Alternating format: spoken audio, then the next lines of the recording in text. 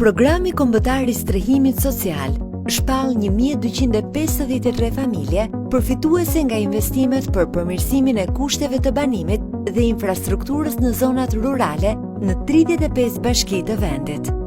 Ky është një hap i rëndësishëm drejt garantimit të një jete më të denjë për familjet më në nevojë, për pensionistët e vetmuar, familjet me ndihmë ekonomike, ato me një prind apo pa të ardhura.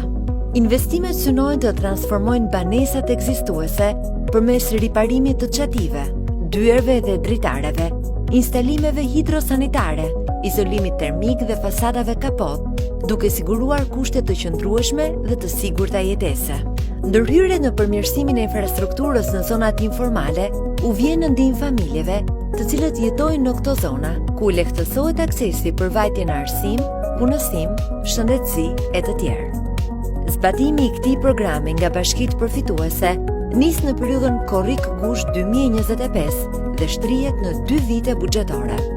Bashkitë që nuk janë përzgjedhur këtë vit ftohen të përgatiten për thirrjen e re, që pritet të hapet në janar 2026.